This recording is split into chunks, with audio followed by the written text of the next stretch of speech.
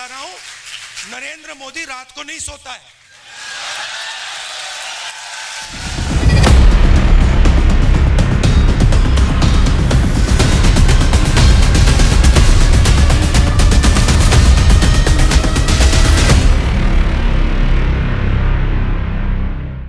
కాంగ్రెస్ అగ్రనేత రాహుల్ గాంధీ ఇటీవల జరిగిన రచనాత్మక కాంగ్రెస్ జాతీయ సదస్సులో వ్యంగ్యం చమత్కారంతో కూడిన రాజకీయ సంభాషణ ద్వారా వినూత్న శైలిని ప్రదర్శించారు.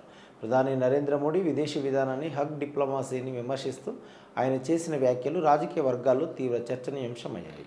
తద్వారా లోక్సభ ప్రతిపక్ష నేత ఈ సమావేశాన్ని ఒక ఉత్సాహభరితమైనటువంటి పరస్పర సంభాషణలతో కూడిన రాజకీయ చర్చగా మార్చారు. కాగా రాహుల్ గాంధీ తన ప్రసంగంలో బీజేపీ ఆర్ఎస్ఎస్లపై సూటి విమర్శలతో పాటు హాస్యాన్ని కూడా మేళవించారు.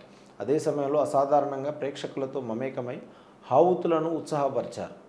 కొన్ని నెలల క్రితం రాహుల్ గాంధీ శైలి వేరు, కానీ జంజడ్ నేతృత్వంలోని నిరసనలు, వాటికి పెరుగుతున్న ప్రజా మద్దతు, రాజకీయ వాతావరణం కారణంగా దానితో రాహుల్ గాంధీ మమేకమయ్యే శైలిని కూడా మార్చినట్లు కనిపిస్తుంది.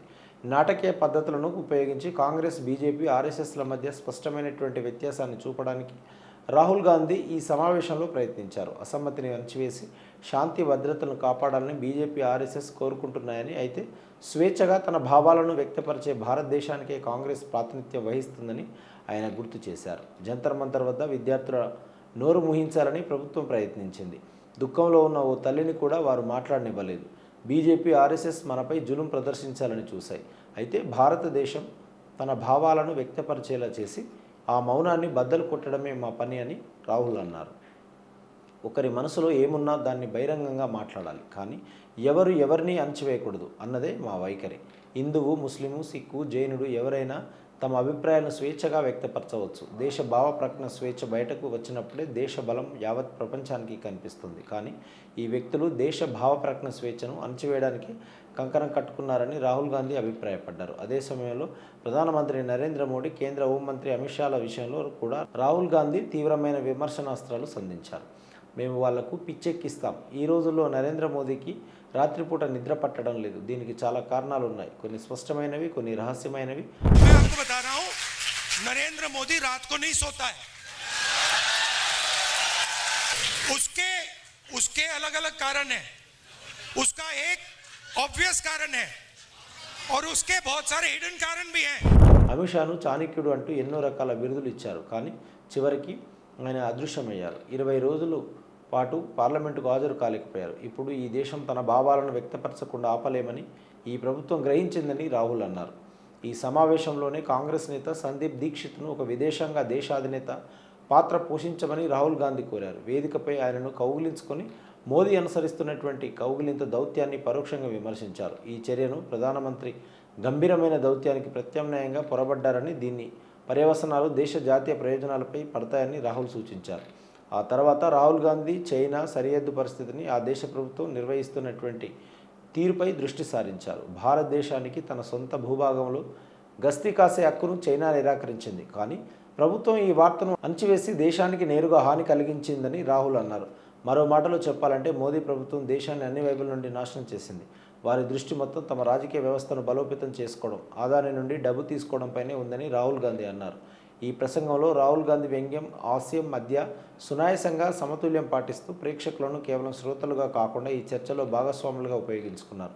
మొత్తంగా ఇకపై ఈ పోటీ కేవలం 2 పార్టీల మధ్య మాత్రమే కాదు, బలవంతంగా రుద్దిన వ్యవస్థకు తనను తాను వ్యక్తీకరించుకోవడానికి నిశ్చయించుకున్న భారతదేశానికి మధ్య జరుగుతుందన్న రాజకీయ సందేశాన్ని రాహుల్ గాంధీ స్పష్టంగా చూపారు. తెలంగాణలో కొనసాగుతున్న ఎస్ఐఆర్ ప్రక్రియలో తమ పేర్లు తొలగించకుండా చూసుకోవాలని సీఎం రేవంత్ రెడ్డి ప్రజలకు విజ్ఞప్తి చేశారు. అసెంబ్లీ ఎన్నికలకు ముందు పశ్చిమ బెంగాల్లో లక్షలాది ఓటర్ల పేర్లను తొలగించినట్లుగా తెలంగాణలో కూడా ఓటర్ పేర్లను తొలగించేందుకు కొన్ని రాజకీయ శక్తులు కుట్ర పన్నాయని ముఖ్యమంత్రి హెచ్చరించారు. ఈ మేరకు మైనార్టీస్ ఎక్సలెన్స్ సమ్మిట్స్లో సీఎం మాట్లాడుతూ తెలంగాణలో ప్రస్తుతం కొనసాగుతున్న ఎస్ఐఆర్లో ఓటర్ల పేర్లను తొలగించేందుకు కొన్ని శక్తులు ప్రయత్నిస్తున్నాయని అన్నారు. పశ్చిమ బెంగాల్లో గెలిచిన తర్వాత ఈ రాజకీయ శక్తులు తెలంగాణ లక్ష్యంగా చేసుకున్నాయని, తెలంగాణలో ఓటర్ల పేర్ల తొలగింపు జరగనివ్వమని ఆయన గతంలో స్పష్టం చేశారు. ప్రతి ఇంటికి వెళ్ళి ప్రతి ఒక్కరి ఓటును తనిఖీ చేయాలని, తద్వారా ఓటు హక్కు ఉన్న ఒక వ్యక్తి కూడా తన ఓటు హక్కును కోల్పోకుండా చూడాలని రేవంత్ రెడ్డి కాంగ్రెస్ కార్యకర్తలను కోరారు. ప్రతి ఒక్కరూ రేవంత్ రెడ్డిగా మారి ఓటు హక్కును కాపాడాలని ఆయన వ్యాఖ్యానించారు. గ్రూప్ 1 పరీక్షలు నిర్వహించడంలో విఫలమైనందుకు గత ప్రభుత్వంపై సీఎం విమర్శలు గుప్పించారు. తెలంగాణ పబ్లిక్ సర్వీస్ కమిషన్ టీజీపీఎస్సీలో ఒక ఆర్ఎంపీ వైద్యుని సభ్యుడిగా నియమించారని ఆయన ఆరోపించారు. తమ ప్రభుత్వం టీజీపీఎస్సీని సమూలంగా మార్చి గ్రూప్ 1 పరీక్షలను పారదర్శకంగా నిర్వహించిందని రేవంత్ అన్నారు. హిందువులు, ముస్లింలు తమకు 2 కళ్ళలాంటి వారని పేర్కొంటూ తెలంగాణలో బీజేపీ అధికారంలోకి వస్తే మైనార్టీలకు ఉన్న 4% రిజర్వేషన్ తొలగిస్తుందని కేంద్ర హోంమంత్రి అమిత్ షా ప్రకటించారని రేవంత్ రెడ్డి గుర్తు చేశారు. గుజరాత్లో ముందుగా ముస్లిం కోటాను తొలగించాలని ముఖ్యమంత్రి ఇప్పటికే బీజేపీకి సవాల్ విసిరారు. మైనార్టీలకు 4% రిజర్వేషన్ అమలు చేసిన ఘనత కాంగ్రెస్ పార్టీకే దక్కుతుందని ముఖ్యమంత్రి పేర్కొన్నారు. మైనార్టీ వర్గం కోసం ఉద్దేశించిన సంక్షేమ అభివృద్ధి కార్యక్రమాలను వివరిస్తూ జర్మనీ, జపాన్లలో ఉన్న అనేక ఉద్యోగ అవకాశాలను అందిపుచ్చుకోవడానికి మైనార్టీ యువత తమ విద్యతో పాటు నైపుణ్యాలను కూడా సంపాదించుకోవాలని రేవంత్ రెడ్డి నొక్కి చెప్పారు. విద్యార్థుల నైపుణ్యాలను మెరుగుపరచడానికి రాష్ట్ర ప్రభుత్వం ఇప్పటికే ఒక నైపుణ్య విశ్వవిద్యాలయాన్ని ఏర్పాటు చేసిందని తెలంగాణ సీఎం తెలిపారు. వాస్తవ వార్తలకు ప్రమాణం టీవీ వర్తమానం. ఈ వార్తలు ఇంతతో సమాప్తం. మరిన్ని విశేషాలతో మళ్ళీ కలుద్దాం. నమస్కారం. సబ్స్క్రైబ్ చేయండి, షేర్ చేయండి, కామెంట్ చేయండి, లైక్ చేయండి. వర్తమానం ప్రజలకు తీసుకెళ్ళండి. ధన్యవాదాలు. Thank you.